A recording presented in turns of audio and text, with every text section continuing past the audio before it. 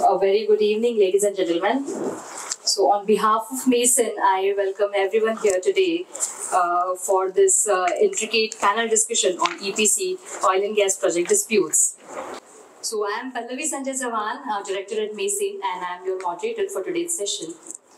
So we are privileged here today to have the panel of esteemed speakers who are coming from the different industry and their experts bringing each unique perspectives and wealth of extensive knowledge to shed light on today's intricate topic of EPC oil and gas disputes. So before we begin, I would like to take a moment and introduce our panelists to all of you. So first we have on board is Mr. Andrew Archer, who is a legal director at Clyde & Co. So prior to joining Clyde & Co., Andrew was a barrister at Victorian Bar, Melbourne for over 10 years practicing in construction disputes. Earlier, Andrew was a senior associate in a top-tier national firm in Melbourne. Andrew's experience includes working as counsel in significant international arbitration and litigation practices across all forms of procurement. Andrew is recognized for his academic writings in construction law with his publications citing in so many publication magazines. Andrew has received 2 commendations in the prestigious UK Society of Construction Law Awards, Hudson Prize Awards for 2015 and 16, and a high commendation in Australian Society of Construction Law Brookings Prize for 2014. So welcome on board, Andrew. Thank you very much. Yeah. So next we have on board is Mr. Rupert Choate, KC, Atkin Chambers Barrister. Rupert has specialized since 1997 in construction, engineering, PF5 PPP, energy and similar disputes. He has considerable experience in related claims involving professional negligence as well as bonds and guarantees, and has worked on disputes concerning projects in over 50 jurisdictions. Rupert is a practicing arbitrator and has sat in ICC, LCIA, HCC, DISC, and ad hoc arbitrations. In addition, Rupert is also CEDA accredited mediator. Rupert was awarded Construction and Energy Junior of the Year by the Legal 500 UK 2018 onwards, and has recognized as a top thought leader in construction law by Who's Who Legal in 2017 and 2018. He is acclaimed in both construction, arbitration and litigation, earning praises such as he's a strategy machine and a superstar who runs the show. So I welcome Mr. Rupert and thanks for joining here today. So next we have on board is Mr. Jonathan Blenny, who is a counsel in specializing in commercial transaction and dispute resolution with prior experience at prominent law firms across Europe, the Middle East, Africa and Asia Pacific. His experience includes both civil and common law practices involving complex advisory, cross-border disputes, and international arbitration. John focuses on infrastructure and energy sectors, particularly in oil and gas, while also having experience in other industries. He is active in arbitration groups and he is editing texts on international arbitration in the LNG sector and investor-state arbitration reform. So welcome, John. So next we have on board is Mr. Bruno Hardy, who is a counsel in international arbitration practice in Liederkirch, a Belgian law firm with offices in Brussels, London, Kinshasa in DRC, and Kigali in Rwanda. He represents clients in international arbitration proceedings related to engineering, construction projects, corporate and shareholder disputes, and disputes arising from international commercial contracts. Bruno's core practice is centered in Europe, the Middle East and Africa. He has also acted for clients under the rules of ICC, SCIA, SISC, ICSID and UNCITRAL, among many others. Bruno also represents companies, states and international organizations in arbitration-related court proceedings, especially enforcement and setting aside proceedings, and often works with the other practices to advise on international investment protection. Next we have on board is Mr. Kirindeep Singh, who is a senior partner at Denton Roddick's litigation and dispute resolution and arbitration practice groups. And he was appointed by the Singapore Academy of Law as a senior accredited specialist in building and construction law in 2023. Kirin's legal practice spans construction, engineering, and litigation with experience in disputes and arbitration in countries including Myanmar, Malaysia, Indonesia, Thailand, Mauritius, India, Hong Kong, the US, the UK, Switzerland, and the CIS. He is also an active legal educator and speaker in Singapore. Kirin won 2013 IBBA Excellent Legal Paper Award, 2018 SUSS Technical Excellence Award, and is recognized by Chambers Asia Pacific in Construction Law from 2016 to 2023, listed in Euromoney's guide, and won 2023 ALB Award finalist with leadership accreditation roles in arbitration. And last but certainly not the least, we have Mr. Shishir Kant, who is a senior partner at Mason. So he has over 20 plus years of experience involving project conceptualization and planning and technical and financial evaluation, engineering and construction management, contract management and risk mitigation, claims and dispute analysis and resolution, arbitration and litigation experts, and expert testimony. He has also testified as expert in quantum and delay matters in numerous arbitrations. His project experience includes highways and tollways, roads and bridges, infrastructure development, real estate, development of institutional and industrial complex, and oil and gas manufacturing projects. He has served as a claim analyst on numerous construction projects and has testified in court as well as Indian and international arbitration. So I welcome everyone on board and appreciate your presence here today. So now that we have had the opportunity to meet our esteemed panelists, let me allow the stage for today's topic, which is the EPC oil and gas project disputes. So as we all know that the EPC oil and gas industry is known for their scale, complexity, and the vital role in providing the energy demands for the entire globe.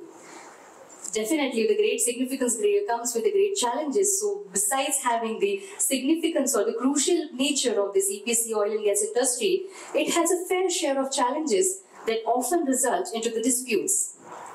Dispute in global energy sector, especially in oil and gas, are among the major aspects of the international arbitration due to the characterization of their high value and the high complex issues. As we all know, since we are sitting in Dubai, the Middle East region, so as we all know that the Middle East is the powerhouse of the energy, having half of the world's oil reserves and 1/3 of the world's gas reserves among the entire world, entire globe.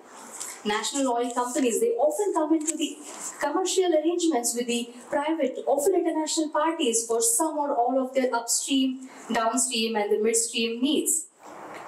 Anyways, we all know that the litigation, disputes, and the arbitration practices is not new to the oil and gas industry, and this industry is very well accustomed with the dispute resolution practices, especially the international arbitration. The question is not which party triggers the dispute, but what triggers the dispute. So there are multiple factors actually that triggers the dispute, such as delays in the project schedule, cost overrun, the contractual disagreements, the design alterations, unexpected technical challenges, statutory compliance are amongst the big and chief contributors. So these disputes, they're significantly affecting the health of the project, resulting in the legal claims and the overall budget overruns. But again, if you're talking about the challenges, this is not the only challenge. These are basically the contractual challenges that the industry is facing. Another challenge is, as we are talking about, that the global nature of the EPC oil and gas industry due to the involvement of various international parties. So because of this global nature, the different legal systems, fluctuating market conditions, the currency risks, and the political instability, they add a whole lot of certain layer of the further complexity, the dynamic nature of the international contract, the interpretation and the application of the contracts takes it way more complicated than it already is. Well, since we are talking about the complications and challenges in the EPC oil and gas industry, how can one not bring in COVID-19 and Russia-Ukraine war in the discussion?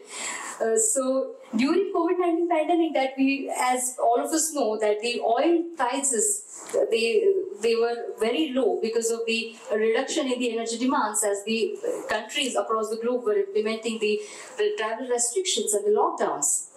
So while the industry was trying to come out of this, trying to get the position back and achieve the stability back, there was another bam.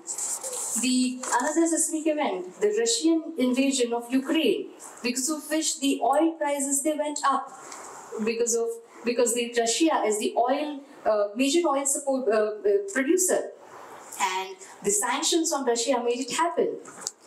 So because of all these issues, the contractual issues, the global issues, the force majeure issues, the EPC contractors are often seeking the renegotiation and the mutual discussions with the parties, with their employers, to come out from the losses that they're incurring, which is ultimately increasing the dispute resolutions and the international arbitration practices.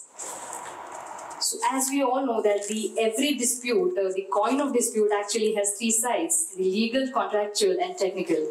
So the disputes are legal, the entitlements are contractual, and the matters are technical or forensics in nature. And we are pleased to highlight that our panel today comprises of the people and speakers from all the fraternities. So without any further ado, I would like to start. So basically, I would like to start with Mr. Andrew. So Andrew, actually, many of the contractors often have this pressing question or the concerns that before making the claims or invoking arbitration, that whether our claims are time bar or the limitation bar compliant. So my question to you is, in your experience, how do dispute resolution boards, arbitrators or courts typically assess compliance with time bars and limitation clauses in EPC contracts when deciding on the admissibility of the claims and disputes? So over to you. Yes, thank you very much. You will have. Go on there. Yeah. There we go, the ubiquitous microphone trouble. I was just making a note of your triangular contractual, technical, legal analysis. I quite like that. So in relation to your question, I think the short answer is that there is no one single approach. In my experience in the region, it's often an unpredictable blend of varying competing factors, some of which are objective and some are less so and some even subjective. And they include the individual characteristics of the forum involved. For example, if it's an arbitration, are the arbitrators adopting a black letter law approach, or are they more pragmatic and influenced by the merits? Sometimes there's a difference of view amongst the panel, which influences the way these things are approached. In relation to dispute resolution boards,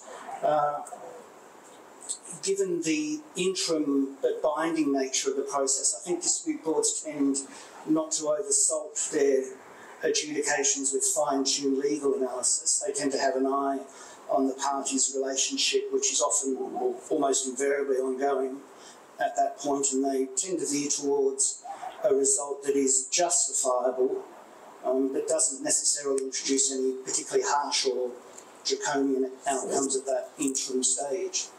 For example, recently a dispute board relied on allegations of the doctrines of preclusion, waiver and estoppel in the like to raise a defence to time bars, and whilst that was probably not going to ultimately succeed at a merits hearing, it was sufficient to provide an interim board adjudication decision that was sufficiently meritorious to the parties to enable them to press on and complete the project.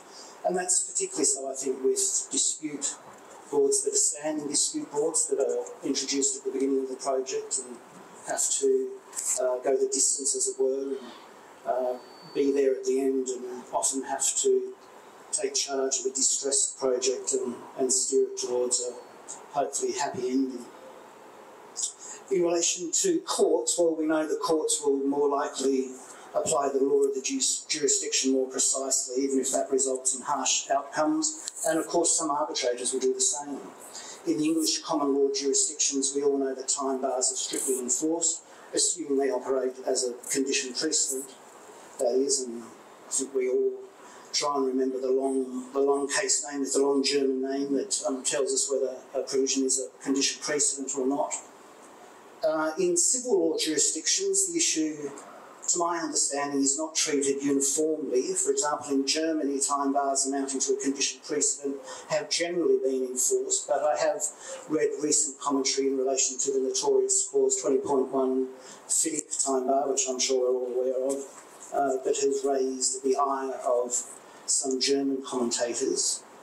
In France, conversely, there appears to be an element of proportionality to be required in the analysis, and one recent commentator has suggested that the time bar must be reasonable in the circumstances. Of course, whatever that means, but it's probably a matter of fact and degree in each case, to use the usual words that apply in those sorts of circumstances.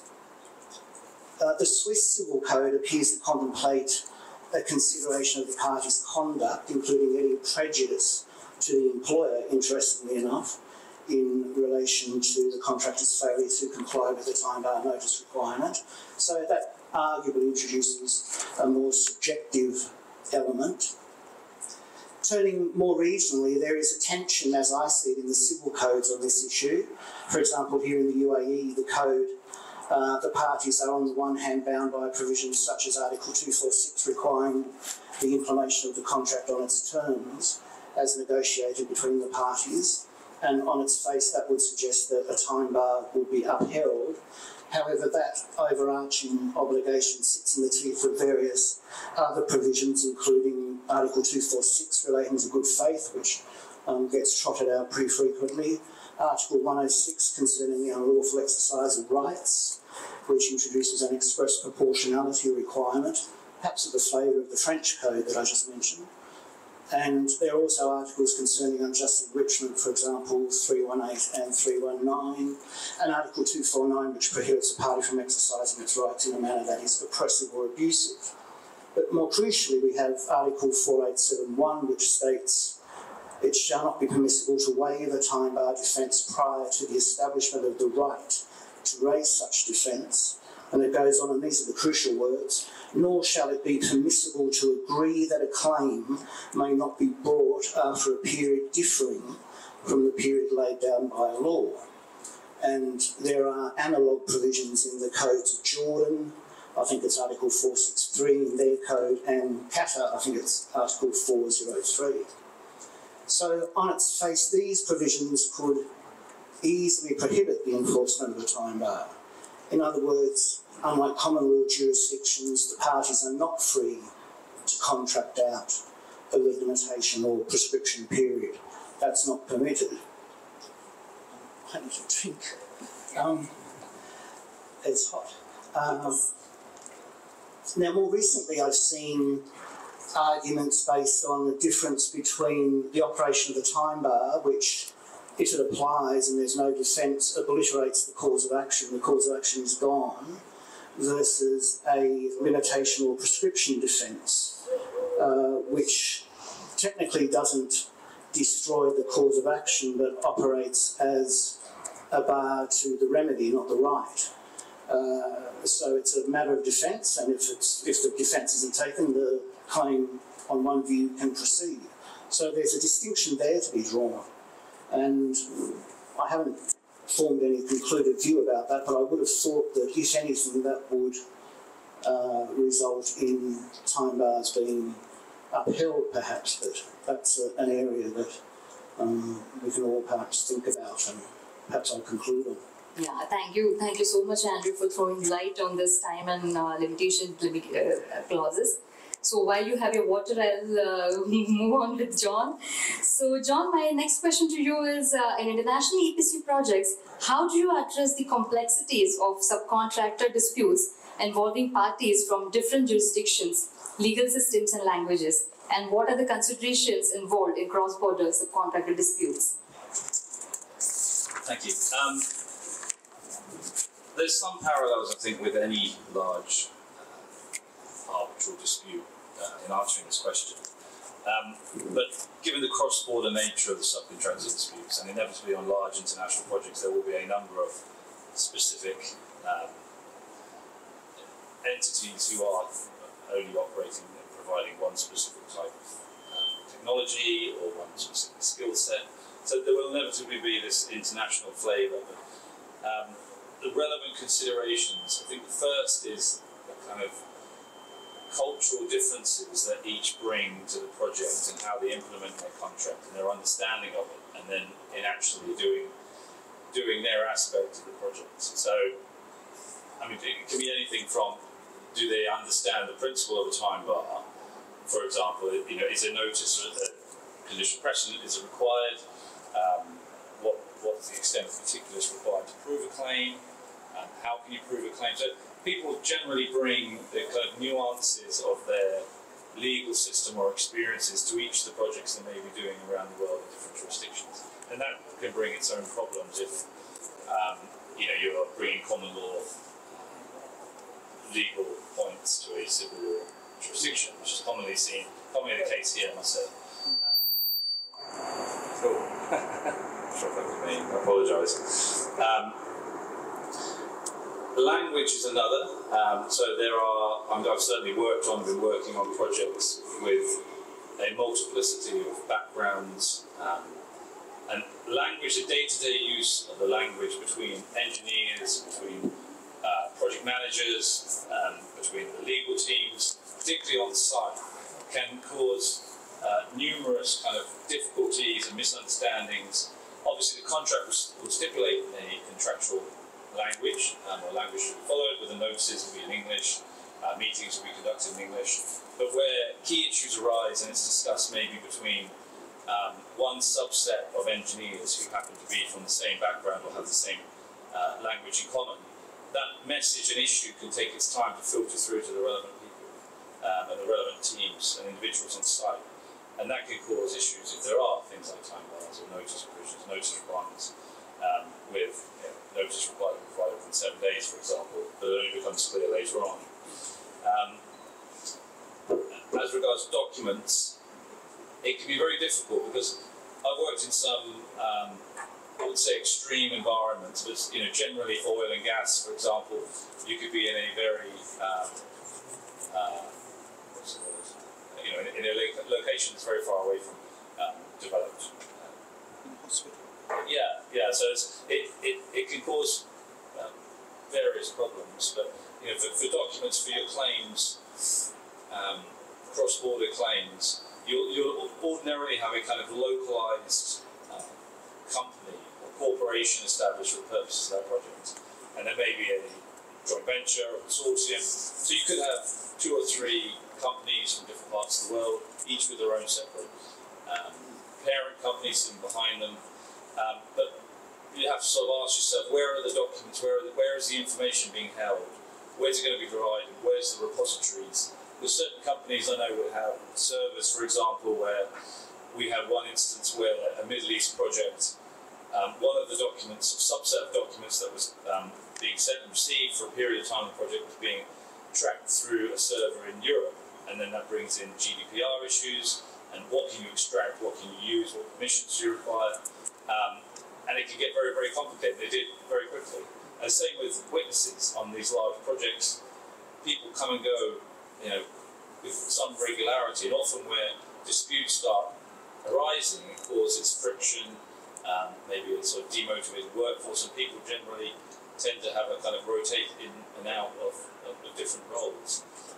So that not only causes a problem with what documents they might hold or what information they might have, but also in locating them to potentially provide that information at a subsequent point. So with all these things, there's only so much you can do, but you know, the management of your subcontractors is key from the word go, and that's, I think, something that's become more and more evident. The more projects I've worked on from commencement through to completion, the ones who manage who do that management process best often have the best outcomes. And just as a final say, given it's the arbitration week, if it is cross-border disputes and there are multiplicity of international companies and parties, you know, arbitration is absolutely fundamental. Not least in that, you know, no one party would have that kind of national home advantage or perceived advantage of utilising a court system, but that, you know, using the New York Convention, for example, allows you to enforce that award, an arbitral award in the signatory state. So it's a fundamental aspect, I think. So there are a huge number of things to think about, but it's got a project specific, I think. That's Thank you so much, John, for putting the aspects of cross-border disputes in one place. And I totally second you on this, that irrespective of the jurisdiction and geography of the parties that are involved, the contract and the governing law is the one that rules everything. So actually taking this particular thread forward, I would like to move on to Mr. Kirandeep. So Kiran, I would like to understand from you that how do courts or arbitral tribunals handle unlawful termination in oil and gas EPC contracts, and what are the usual dispute resolution methods for such cases under common law? Thank you. So the subject is unlawful termination. It comes up quite often in EPC contract disputes. So let me take the second part of that question first.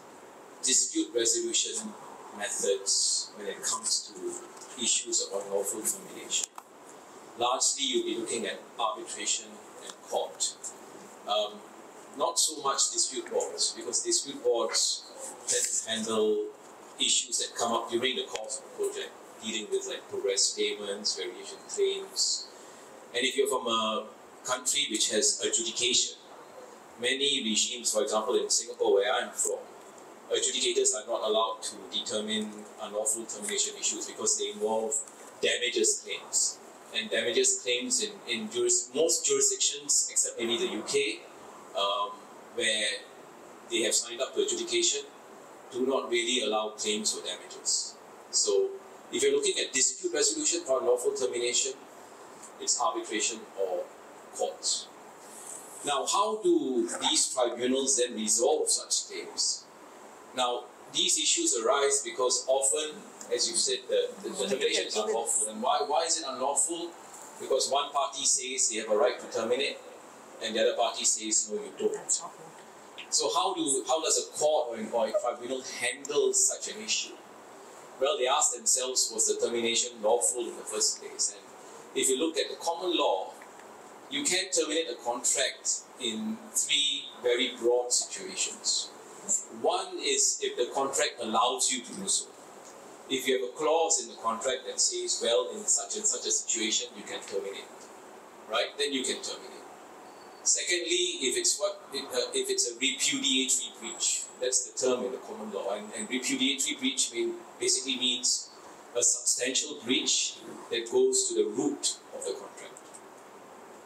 The third category is a renunciatory breach or anticipatory breach, where, say for example, the contractor has clearly indicated that he's not going to perform the contract and he's not going to perform his obligations and he's going to walk away. That could be a basis for termination. So in the termination context, there are two areas, Pallavi, that often arise, and one is the employer's side. The employer wants to terminate because he says the contractor is not proceeding diligently. The contractor is late. Then the question arises, can you terminate in such a situation? Well, you can if the contract allows you. If the contract says time is of the essence and the contractor is not meeting milestones, then that will allow you to terminate. If you don't have such a provision in your contract, then it goes down to repudiatory breach. So I'd just like to maybe refer to a couple of cases here. There was an English case called Energy Works and MW High Tech. And in that case, there was a cap on liquidated damages. The employer reached the cap on liquidated damages and the contractor continued to be in delay, and thereafter the employer terminated the contractor. So the issue before the English High Court was that termination lawful? And the court held yes, it was. Because number one, it was pursuant to the term in the contract that allowed termination once the cap was reached. Or secondly, it was a repudiatory breach. Another case in England, I think the English lawyers may be able to weigh in on this if I'm wrong, but I've been asked to comment on the common law. Thomas Barnes and Blackburn Borough Council, the English High Court decision again. So the first case was actually an English Court of Appeal case. And here there was an allegation that the contractor failed to proceed diligently and actually suspended works. And the employer terminated the contract. the High Court there held that the termination was lawful because there was a clause that pertained to suspension, and suspension was not allowed. And once you suspend works, you are in breach, and that could lead to a termination. Now, just to round up the other category, let's not only talk about employees, let's talk about contractors. Contractors, unlawful termination disputes are very common, but like I always advise clients, before you terminate the contract, and I think many lawyers here will be happy to hear this, please consult your legal counsel. Because it's a very serious thing, whether you can terminate or not. If you terminate wrongly, you will be hit with unlawful termination. Yeah, thank you so much, Kirindip, and your classification on breach of types and the factors leading to it was whether it is lawful or unlawful termination was quite precise, and thank you so much for that.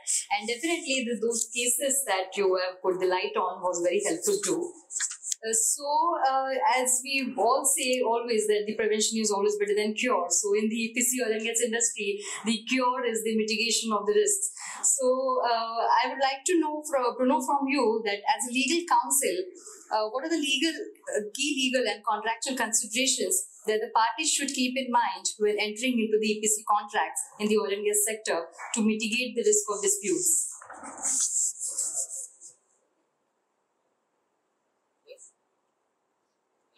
Thank you. Thank you very much.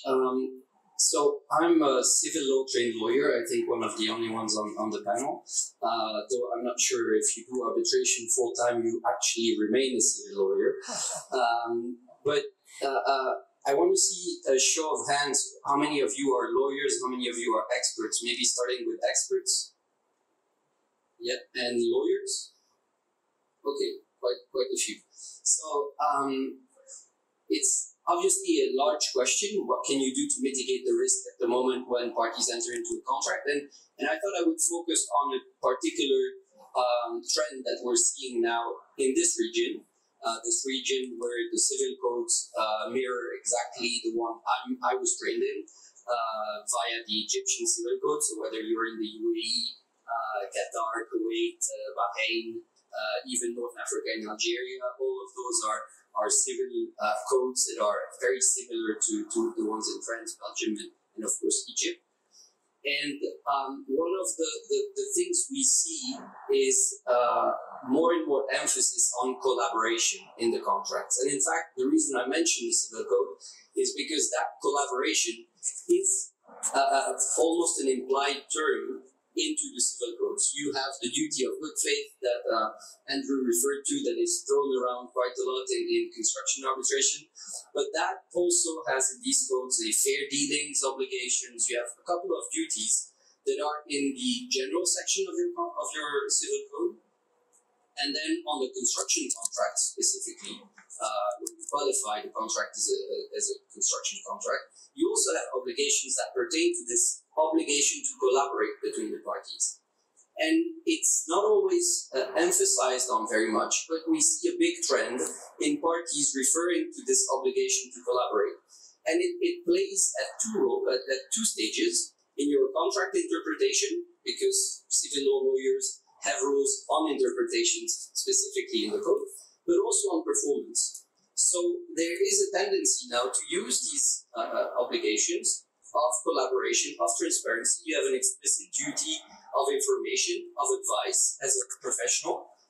And the reason I mention it as a mitigation risk is because I think that contractors, when you enter into a contract, if you submit it to a law in this region, a civil code, a good advice that I would maybe not have given a couple of years ago, but that we give now is review your contract under this light of collaboration. You know, in EPC contracts, especially here where design will continue in parallel to construction, you will need collaboration. And so good advice is to actually look at your contract. Often the law is chosen at the end, but look again and see if the contract actually meets this obligation, this duty of advice, of information, and how the parties can collaborate. I'm not naive. I know that contractors have many other issues on their agenda that's strictly collaborating. But if you want to avoid claims, if you're not planning on claims, then the incorporating and reading your contract in light of duty of collaboration, I think, is very important. The second issue that I will address, because we were given a limited amount of time. The second issue I think that is very important is your variation clauses. Obviously, in construction contracts, all clauses may be important, but when we're discussing EPC contracts, especially here, I think your variation clause, what constitutes a variation? We were recently involved in an arbitration with 300 claims to resolve at the end of the contract, and 95% of those were, is this an increase in scope? Is this not? Was this part of the scope? So I think paying attention to that clause and how the parties will actually operate it in practice. We will discuss the notifications that you have to give, etc. But is your contract not getting too complex? Are you able to manage your contract? Do parties understand what they have to do? And is it clear whether you're going to fall into a variation or not? And I think that's partly a question of legal drafting and partly a question of getting the teams up to speed on what they should be doing when they actually start implementing the contract in the first phases. Thank you so much, Bruno. And I totally second with you on this, that I too do think that the changes and the variation clauses are inevitable in EPC oil and gas industry, and the mindful consideration might keep the risk of dispute as far as possible. So taking the same thread forward, I would want to know, Rupert, from you is, how does the selection of the governing law impact the resolution of disputes under the EPC contracts for oil and gas sector? Thank you. Good evening, everyone. I think to answer such a broad question, I should provide quite a broad answer in the time available. And I would make maybe one general point, which I will then try to back up, which is that, again, speaking broadly, I think if one is choosing a governing law for an EPC contract from a civil law system, such as UAE law, contractors to EPC contracts will generally find they have more to argue about or more they can rely upon than if they had a common law, governing law from a common law system governing their EPC contract. And I mean that in two ways. The first, in terms of being able to rely upon matters outside the EPC contract, and secondly, being able to rely upon rules outside the EPC contract that might allow you to undermine or attack the particular clause of that contract. Now, of course, that goes both ways. An employer can equally do the same, but when we're on the particular topic of EPC contracts, of course, the very nature of them is to load risk or pass risk onto contractors. So with that as the starting point, I would suggest that as a generality, contractors will be often more interested in the scope for using things that are outside the contract and also using rules outside the contract, which in my view is more readily available with civil law systems than, say, a common law system like DIFC law, to take an example not so far from here. And I'll just back it up with a few examples. The first, just starting with the words of the contract itself, how do you go about interpreting them? Most common law systems start and end with looking at the words of the contract. There are some exceptions to that. Most civil law systems, though, you'll be looking at post-contract conduct in order to resolve interpretation issues, and potentially also pre-contract conduct. So there, as a starting point, I would suggest immediately a contractor who's facing a lot of risk being passed on to them by an EPC contract will be more grateful if they have a civil law system governing that contract. The second example I'd give, building on what Andrew was helpfully saying earlier about time bars. Civil law systems, again, as a generality, in my experience, give rise to far more scope and opportunities for contractors to challenge time bar provisions or to avoid the consequences of non-compliance than common law systems, which generally do not. There are, of course, exceptions to some of these, so I might give an exception there. I understand the Indian Contract Act, now quite an old piece of legislation. There is a line of authority that suggests that Section 28 of that Act is inconsistent with time bar provisions. So I'll give that as an example that not everything is pointing in the same direction. I'm again speaking purely in generalities.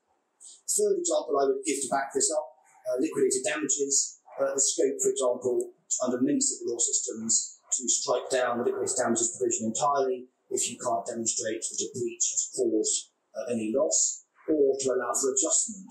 Now, obviously, in some jurisdictions, the adjustment can be upwards, not just downwards. My experience is pretty rare that you get an increase upwards. Most of the time, you're talking about downwards or getting rid of the LD's provision altogether under civil law systems. Common law systems generally far more supportive of LD's provisions, which, of course, by definition, are the words in the contract. Another example I give, force majeure.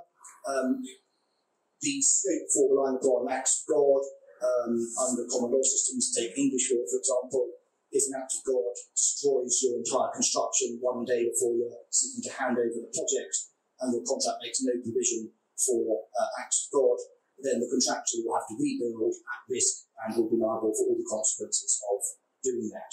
Our law, unfortunately, frustration is very narrow and would not help a contractor in that situation. So the words in the contract are absolutely fundamental, but under many civil law systems, that wouldn't matter. You would have rights outside of the contract anyway that would provide the contractor with relief. Hardship, my final example I'll give of hardship, whether one considers it from its origins, at least in this region, from Article 147 of the Egyptian Civil Code, or considers the UAE Article 249, and we will be returning to this later in this panel. Again, there's scope there, mandatory scope for contractors to obtain relief when there are exceptional events. You generally don't see this type of provision in common law systems. So that's why I would say, to conclude and to repeat my general point, whilst there are some exceptions, and I am speaking in broad terms, I think contractors generally under EPC contracts are more grateful for the use of civil law governing laws than common law governing laws. I will give one example where I've seen this in practice. A large EPC, $2 billion EPC contract in Qatar. I was acting for the contractor, and we used to laugh to ourselves at the final change that was made to the contract was to change a contract that was drafted to have English law in it to change that to Qatari law, because if that hadn't been done, we would have almost no case at all. Yeah, thank you so much, Rupert, for this. And actually, I would say that your reliance on Indian Contract Act is something that I can quite relate with, because you have very nicely identified the time bar clauses and the legal framework in the Indian Contract Act. And after hearing your reference to Indian Contract Act, I can very well say that the jurisdictional or the governing law is not just a checkbox, but a strategic decision to make while signing the contract. So we have heard about the legal and contractual aspects from all our counsels over here. So let's dive something deep into the technical aspect also. So I would like to know from Mr. Shishir Khan that could you provide the perspectives on how expert witnesses contribute to the resolution of intricate technical disputes within the projects in the oil and gas industry? Next.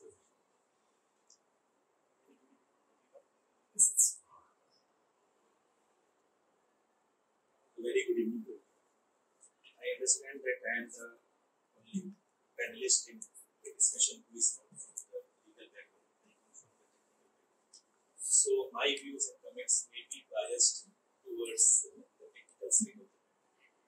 So regarding the disputes and claims in the oil and gas sector, there is a general perception that the oil and gas projects are comparatively complex in nature in comparison to other infrastructure projects. There are certain reasons behind that. First is that the oil and gas projects, the industry, it involves multiple technical and engineering streams like chemical engineering, mechanical, civil, then marine and geotechnical. So it contributes to the complication of the project itself. Secondly, the supply chain of the oil and gas projects are transnational or the global. So therefore, these projects are more prone into getting into the disputes because of the external factors like socio-political pressure or economic or maybe the regulatory factors.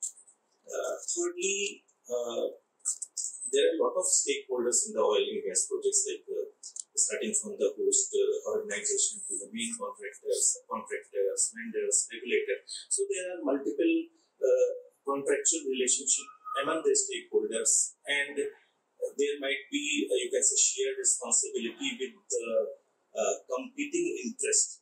So it makes the contractual relationship among the stakeholders a bit complex. And lastly, because the oil and gas projects, they involve large capital, you can say, requirement with long gestation period. So therefore, if anything goes, you can say, unplanned, then there is a high probability that matter may get into the disputes and finally into the arbitration. So with this background, now coming to the, you can say, core of the question that what kind of experts which are generally involved, technical experts in arbitration in oil and gas. So broadly, the experts may be categorized into the three, you can say, categories. First is the delay experts.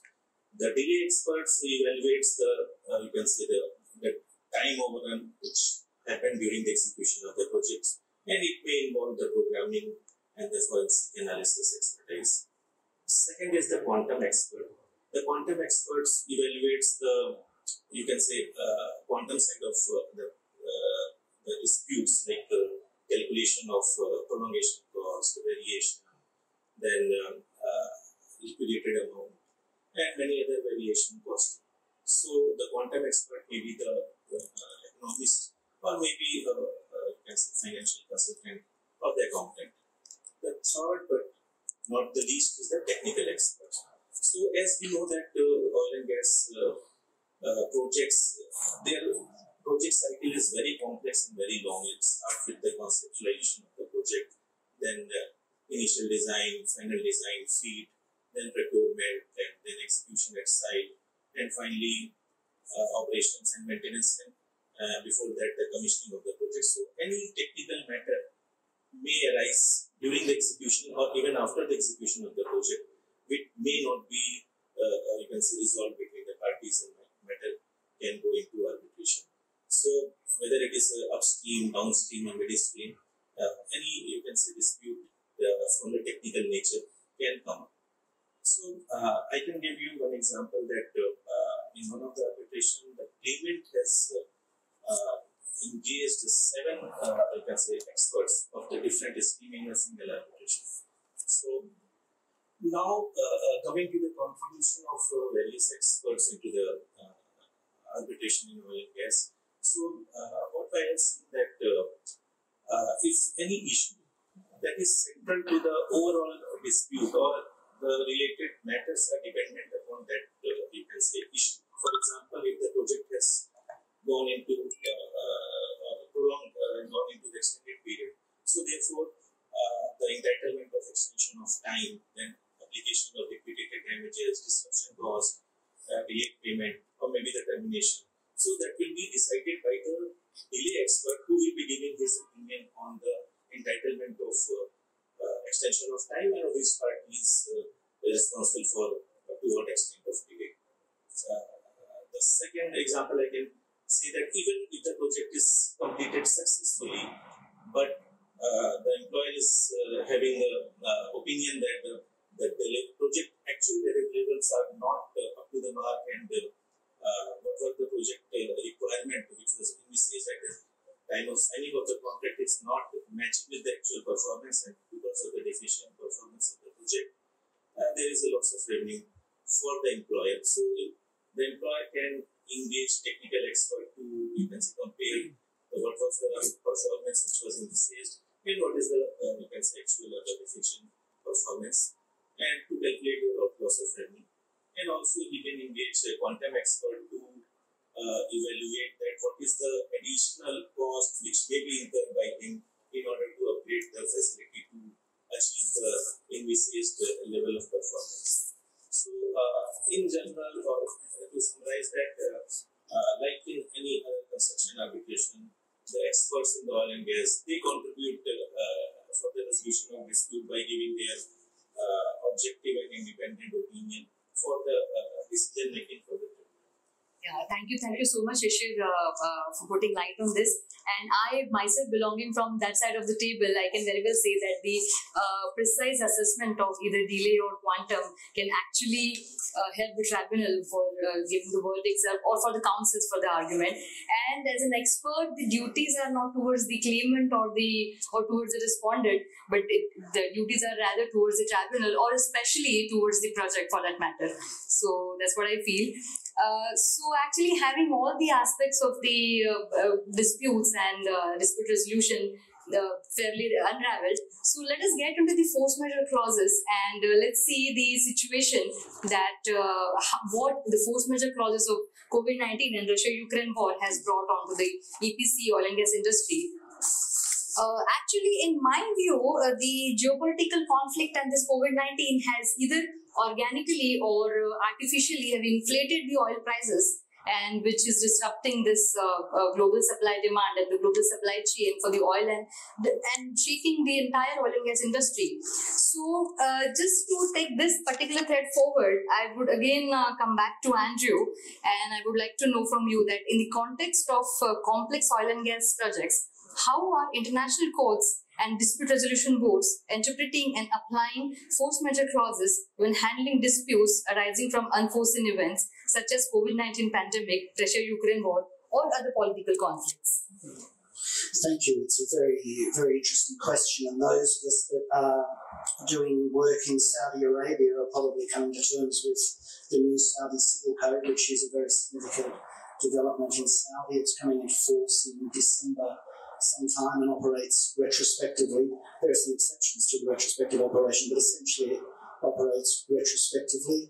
And the new code contains a provision, Article 471, which is specifically directed at all of this, and one can't help but think it's the result of COVID and all of the other calamities that have been going on around the world. And it says this: if the contractual balance, interesting phrase, contractual balance between the obligations of the employer and the contractor collapses due to general exceptional circumstances that could not have been foreseen at the time of the contract, and the basis for financial assessment of the contract is destroyed, the court may order restoration of the contractual balance or termination of the contract. So that's quite an interesting provision, and it picks up actually with what Rupert was talking about before, because Rupert hit the nail on the head with respect in relation to the purpose of force majeure clauses.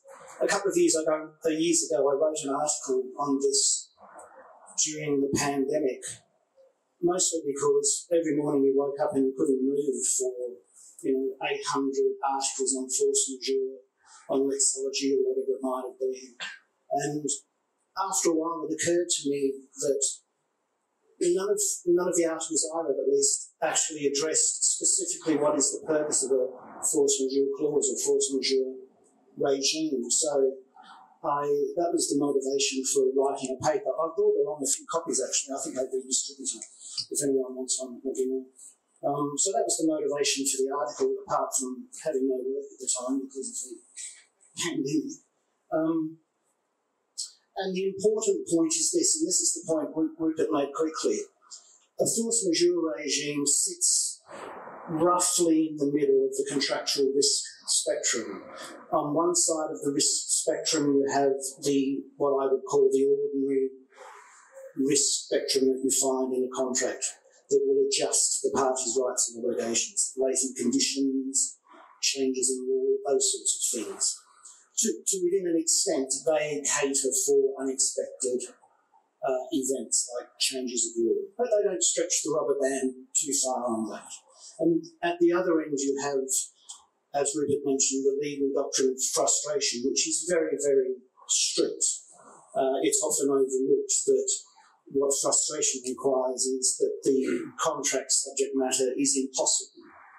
And impossible means impossible. It doesn't mean much more difficult or really difficult or we're not going to make much money out of this anymore. It means impossible.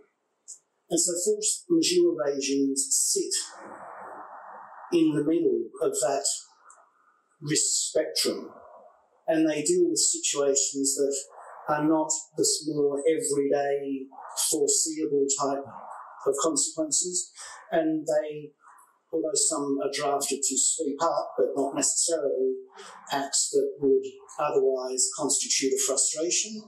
And if they do, then the frustration operates as a matter of law. You don't need a contractual provision governing frustration. It will operate as a matter of law to bring the contract to an end.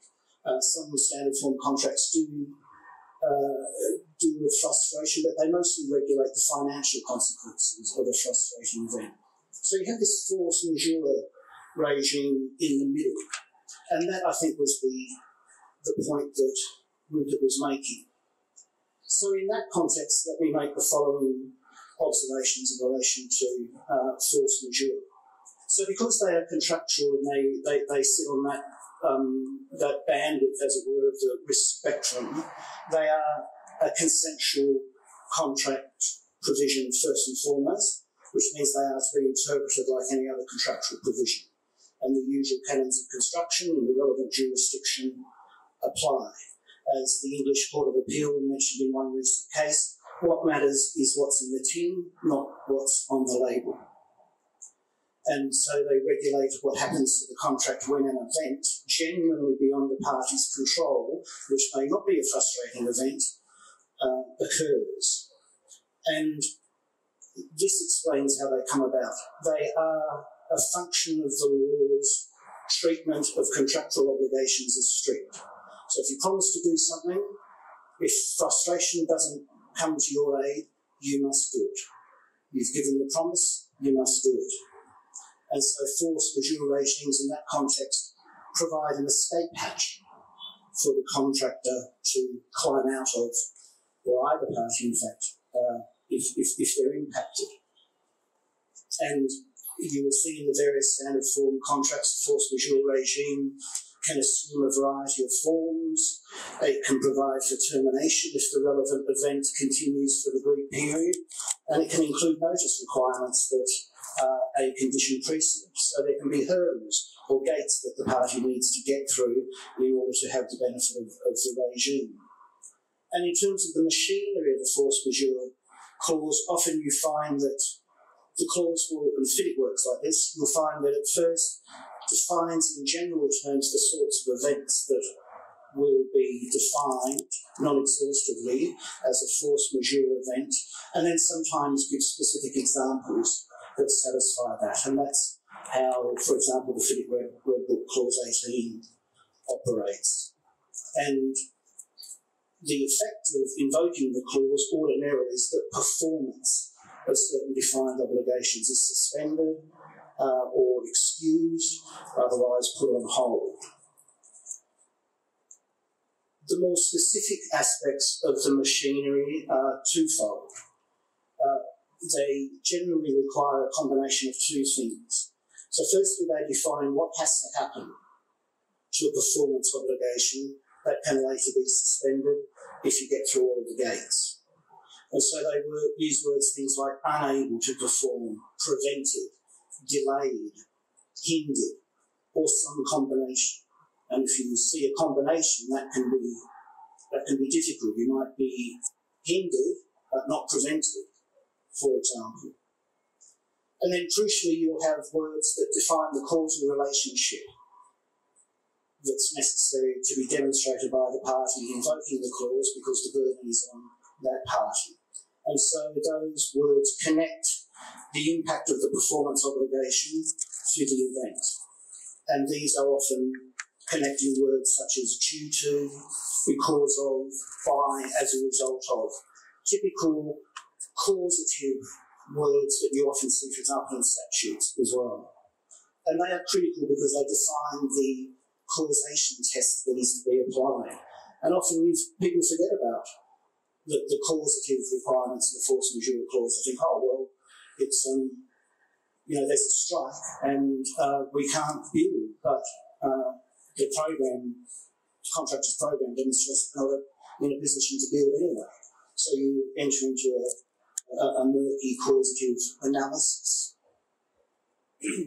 So it's quite often the case, and there have been some big recent decisions on this in the UK, the Bristol Dam collapse, for example, where two or more causes exist and only one is attributable to a force majeure event, the appropriate test of causation, which is determined by the language of the clause, will apply. And if the test of causation is not satisfied, the force majeure regime may not apply, notwithstanding the existence of the force majeure event. The causation test might not be satisfied. And of course, there's a duty to mitigate on the party invoking the clause. So I think they're the main points I wanted to make, just picking up on Rupert's point that I think you mentioned that you've got the doctrine of frustration at one end and you have the normal contractual risk allocation at the other, and force majeure comes down avatar-like and just sits in the middle. But there's a lot to it. Thank you so much, Andrew. John, I would now move on to you that as we all know that Saudi Arabia is one of the biggest player in oil and gas industry. So if you can quickly throw some light on the certain transformative developments in the legislative framework in Saudi Arabia, and could you provide some details on this development and how it may be relevant to EPC contractors and their claims or disputes? Thank you. Sure, thank you. Well, I think as Andrew touched upon, there's been a huge reform in the legislative framework in Saudi Arabia in recent times. And I think the most recent, the new civil transaction law, I think is the fourth codified element that Saudi Arabia has looked to introduce. It's relatively detailed. It tracks to some degree some of the civil codes that are already in place in the UAE, Oman, and elsewhere. But given the prominence of Saudi Arabia's market and how recently this development's come into play, what I thought I'd do is just pick out a couple of the more relevant aspects that touch on mainly construction, but to some degree will have equal relevance to the oil and gas industry. So, and again, I think Andrew touched on the first point, which it's explicitly stated to be mandatory, but it will come into effect in December and apply retrospectively to all contracts that have been concluded prior to that date. So it will have relevance and it will take effect as from December. So there are, I think, 2 or 3 stated exceptions within the law, which are things like limitations if a party has been relying on a limitation period in the prior Sharia-based law.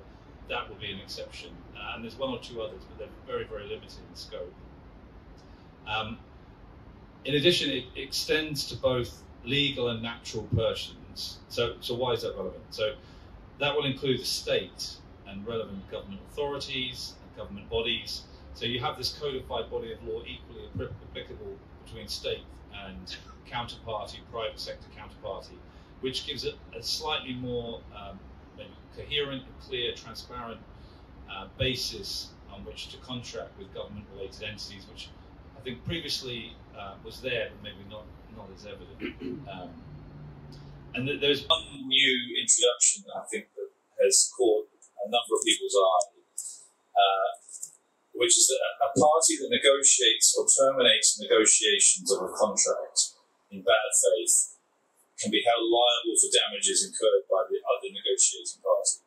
So in effect, when you're in negotiations, if you are the party that terminates or walks away or is unhelpful or difficult, that could be deemed bad faith, and you can then be subject to a claim for damages. And those damages presumably would be time and resource, could be advisors, lawyers, technical advisors. It's difficult to explain precisely how that would fit. So what would bad faith encompass? So generally, I've seen it touted as a kind of lack of seriousness or a degree of kind of disdain to the other party's position during negotiations. So it's very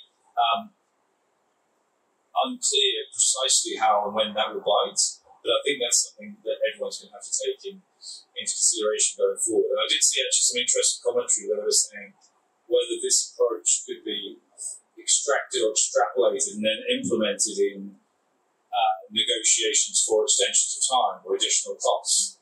And so while the law seems to envisage just a pre-contract negotiation, there is that potential for, I think, people to try and rely on it in other contexts in a oil and gas or contracting scenario.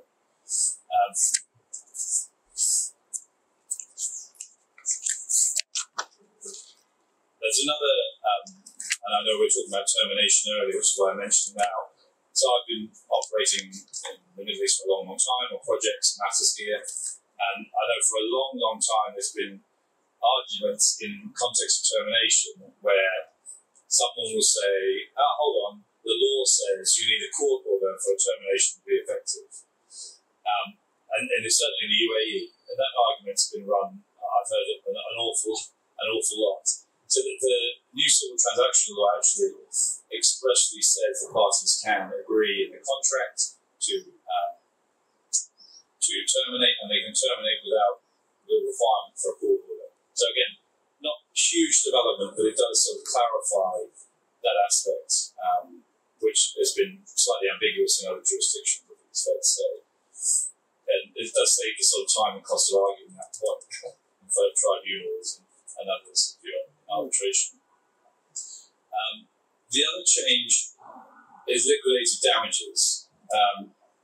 Not a huge departure, I think it's fair to say, from the Sharia law principles that were in place in any event, but it does expressly provide the parties are entitled to the application of liquidated damages, but then there are some qualifications. So a tribunal, so it talks in context of the Saudi courts, but obviously that can be transposed to a tribunal in the context of arbitration. So the Saudi courts or the tribunal may refuse to issue an award of liquidated damages where there's no actual harm or damage that's actually been suffered.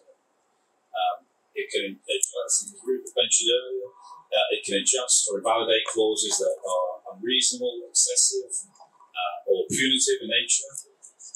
It can reduce the amounts where they are excessive compared to the harm suffered, which would be the sort of more commonplace standard. And it can increase the amount, but only in context of where there is deceit or gross negligence, so essentially removing the fixed agreement, a fixed cap. So what does this mean?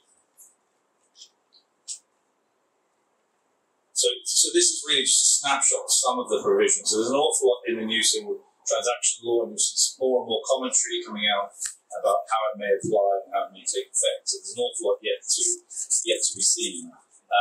But I think the liquidated damages provision in particular will have huge repercussions on oil and gas projects, and with the Saudi vision and with ever-increasing number of projects, and with the new announcement of the potential for the World Cup to be held in Saudi Arabia, time is going to be hugely precious, and there's going to be an awful lot of pressure on delivery of capital projects on time, on budget. But things like liquidated damages will definitely be a contractual issue. You see more and more emphasis placed on it. Thank you so much, John. So my next question is to Kirandeep. So what contractual and legal avenues are available for EPC companies to seek compensation or remedies for disruption, delays, or losses incurred due to the market turmoil?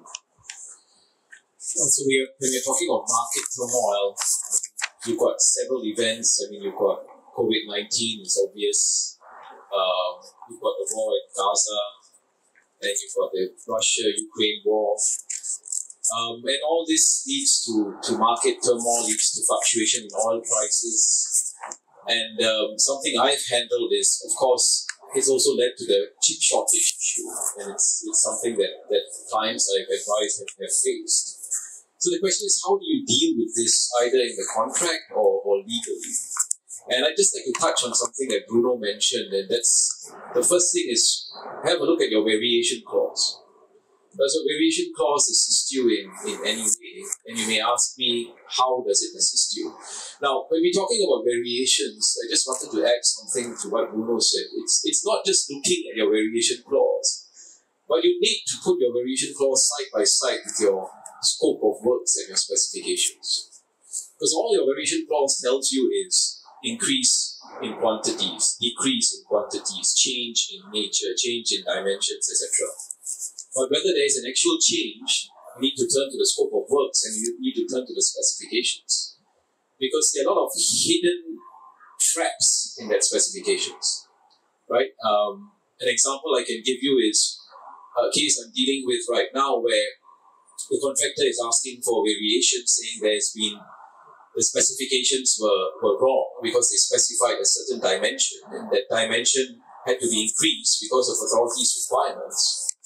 But lo and behold, within the specifications is a requirement for the contractor to comply with authorities' requirements and to check the specifications, right? So one way of overcoming market turmoil is maybe looking at a possible variation claim.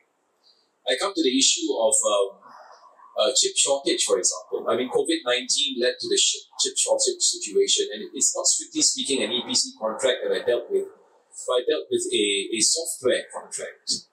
And to build this particular software or piece of electronic equipment, quite a complex one, you needed to source for chips over 70 or I think more like 300 over types of chips.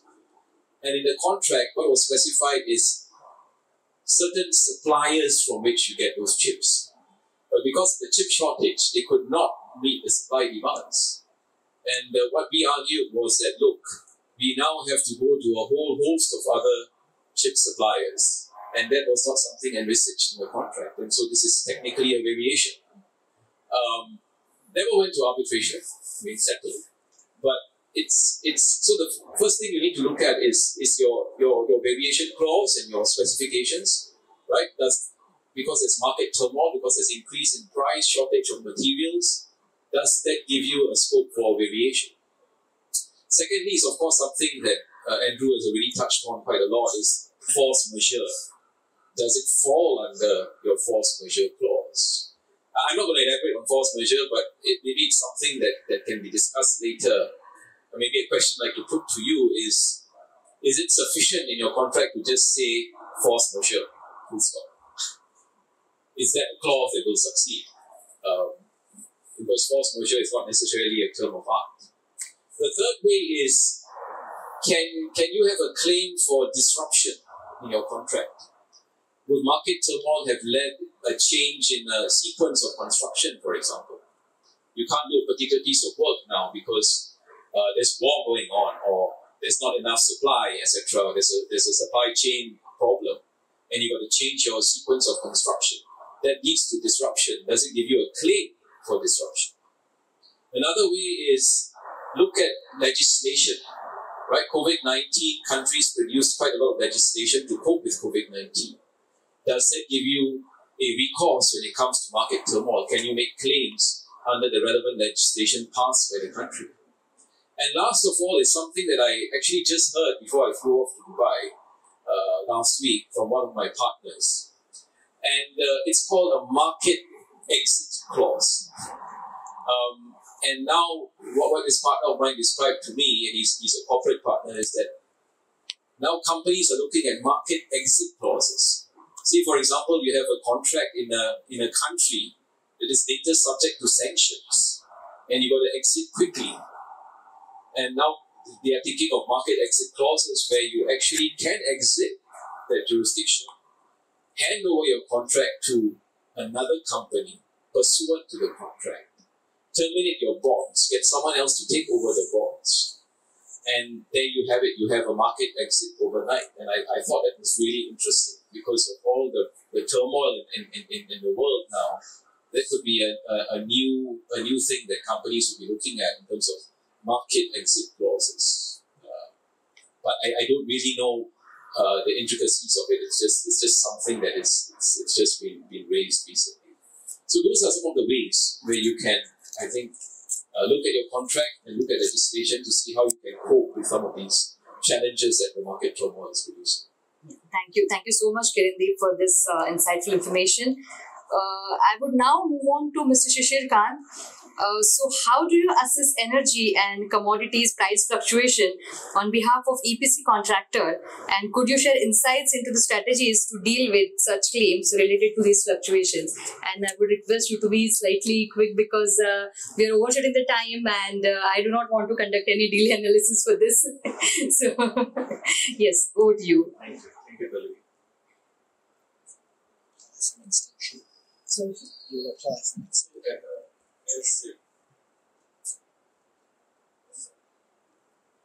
As explained by Kirandeep, so in the recent past, there were a lot of, you can say, disruptive events happened and which affected the oil and gas industry world over. And it resulted into the fluctuation in the prices of commodity, which we can say the project inputs, the inputs which are required for the execution of the project, like the material, then the manpower, train and train, then the freight charges, and the plants and equipment, and also the fuel. So, definitely, in most of the cases, the price hike was there, this upward trend was there, and so there is a dispute between the parties who will bear the consequence of the price rise. Traditionally, in oil and gas or in other you can say infrastructure projects, the party which is procuring these resources or the project inputs is supposed to be bear the you can say price escalation. Until there is a clause in the contract which deals with the price escalation or PV clause, which is recently we have come across a lot of you can say disputes and also in arbitration in which the contract is already having a price variation clause, but still the dispute is between the parties regarding the escalation of the prices, because the claimant is stand is that though there is a price variation clause, but still that has become redundant because it is not able to address to the current situation, and it is an unprecedented rise in the prices, and therefore they wish to settle for either negotiation or through arbitration.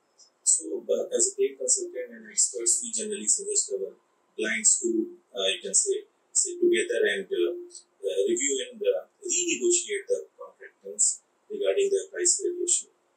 There are, you can say, from the employer side, their argument is that first is that these escalations are claimed by the claimant in different, you can say, clauses like force majeure, then war risk, or different site condition, or change in law. So, we have recently dealt with one arbitration in which the force majeure is like COVID-19 is a force majeure, which is which gives time extension, but it is not a compensable event.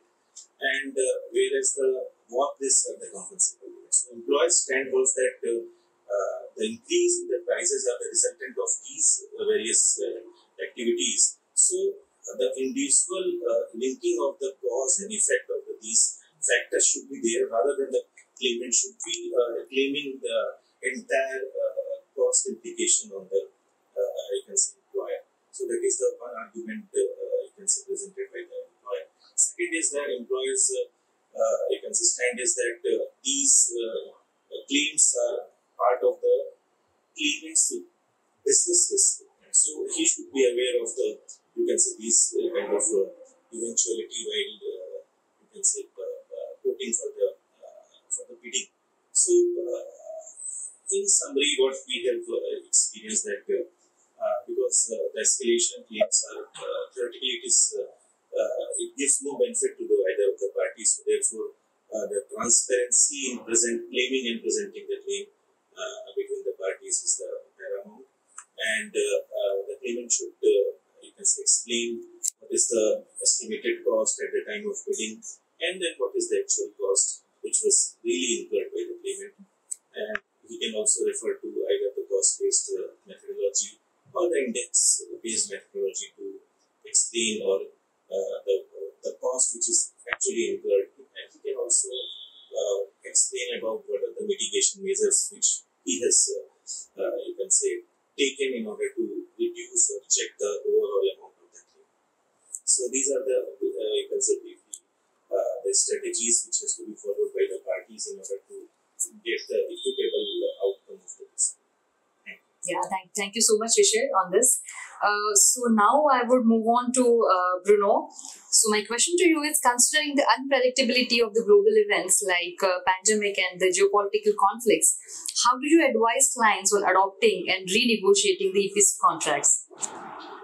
Yes, and I would add to the type of risk climate change, because I wouldn't want to leave a panel on oil and gas disputes without having mentioned climate change, and we've actually seen that it already affects clients. A very small and example was a clause that includes compensation in case of floods, taking into account the last 50 years of floods. And in the life of the contract now, it had already been exceeded twice. That amount of floods and rain in one country was exceeded. So I think it's a very important material aspect that brings into consideration insurance and claims. But more precisely, and I got the message on being short, this is where the junior counsel starts to amend their pleading notes. There's one point, because we've referred to hardship, and I will not go through all of the types, force majeure, hardship, etc. But staying on hardship, the provision in the code in Saudi Arabia was referred to. It's called imprévision in French, unpredictability. So I think that's also an important part of what it means. And just by a show of hand, again, I will be the poll guy, who has used this hardship or unpredictability clause in arbitration, who has referred to it during COVID?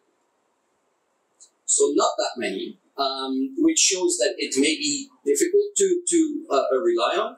We have, and because we're talking about strategies that a client can implement, I want to give a short example of that. So that clause that was read in its entirety says, well, if the balance of the contract changes, you're entitled to either renegotiation, which begs the question, how do you get the other party at the table to renegotiate?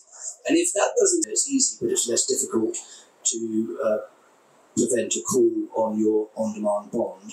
I will start in the UAE onshore, and building on the type of situation that arises from market turmoil, where, for example, the amount at stake may well be very high, the impact on the employer may be significant from market turmoil. That is, the employer might have a solvency risk because of the market turmoil, which of course is something that might be relied upon, certainly in front of the UAE courts, to try to get an attachment order to prevent the call on the bond. Moreover, the contractor might also be facing significant consequences if the bond is paid up upon, so again can rely upon that. In this jurisdiction, that is in the UAE, that is the beginnings of a case to try to get an attachment order. Of course, you also have to say, we, the contractor, are going to win the underlying dispute, and will necessarily commence an arbitration if we haven't already done so. But that gives you a sense, I think, of the starting point, which I think is one of the lowest thresholds in the world, certainly that I'm aware of, and I practice in the world of bonds.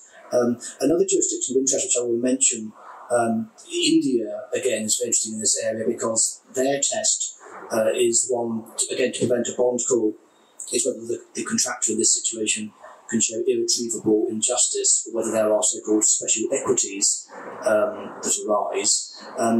Again, we've seen judgments where the courts have been willing to prevent bond calls without much more than the circumstances that I've described. Going further afield, though, where I think you need to show more, and again, Kieran will no doubt correct me, not if, but when I get this wrong, which is the requirement in Singapore to show unconscionability, so something less than fraud. Fraud is also a ground there, but really you focus on showing unconscionability, so unfairness, ulterior motives, that sort of thing.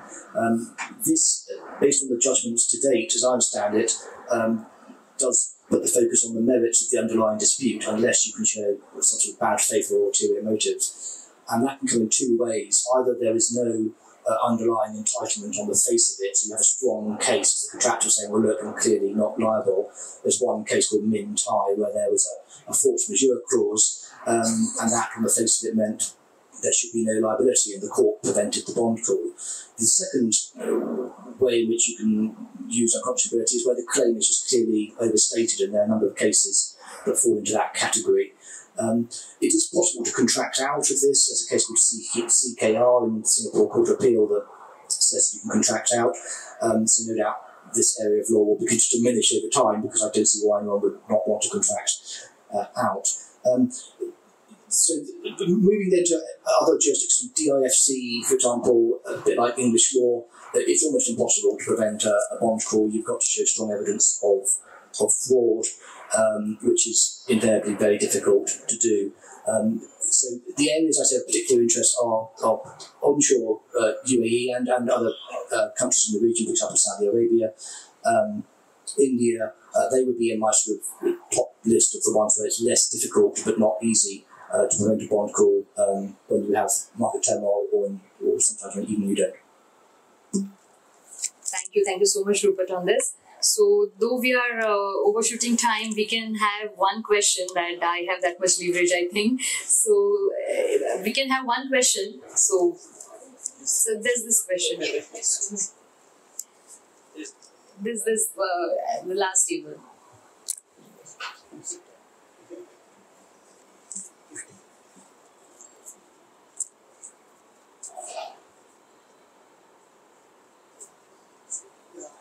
Good afternoon.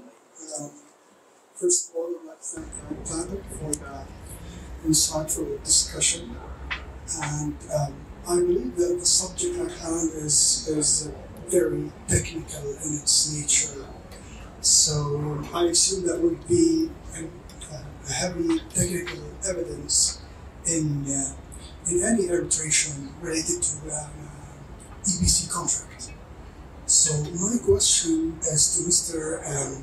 Shamsher Khan is, when we have an arbitration where there are many expert reports in different layers, one appointed by the claimant, the other by the respondent, one is where the parties agreed on under the contract, other appointed by the tribunal. What is the evidence, the technical evidence, that will be taken more into consideration by the tribunal? What is the technical evidence that has more weight, and how this is assessed by arbitrators in such disputes? Thank you so much. Thank you for the question. In any construction arbitration, and especially in oil and gas also, generally either the tribunal appoints experts in different areas, or the parties appoint experts. So it is not always, it is not a situation that there are experts appointed by the tribunal and the experts appointed by the parties. And in fact, my panelists, they will be in a better position to give their suggestion also that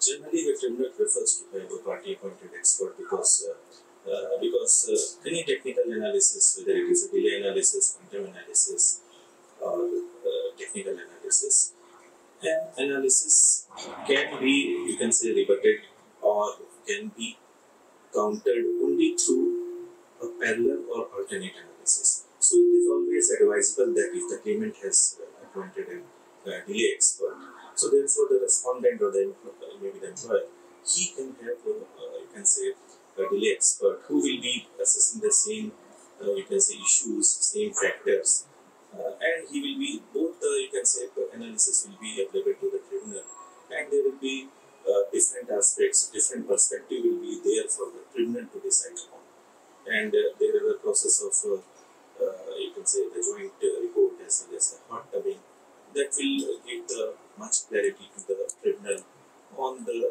issues related to this. Any other panelists which wish to comment on that, whether the party appointed expert or the tribunal appointed expert will be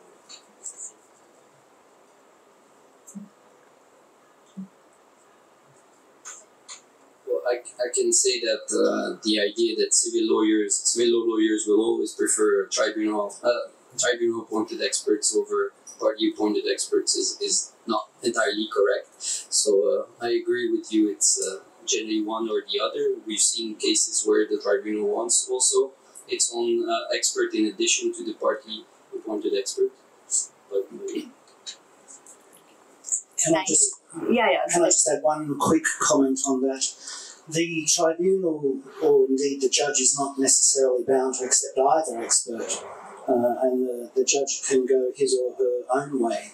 There's a recent example of a case in Australia where the judge rejected both parties' delay experts as really not very helpful at all, and the judge, with the assistance of a court-appointed referee, performed his own delay analysis, and it was a very credible delay analysis because he was the judge in charge of the construction list in Sydney, and he knew his way through these things. So don't automatically assume that either will necessarily be accepted. Yeah, thank you so much, Shishir Kant, Bruno, and Andrew for addressing this question. So I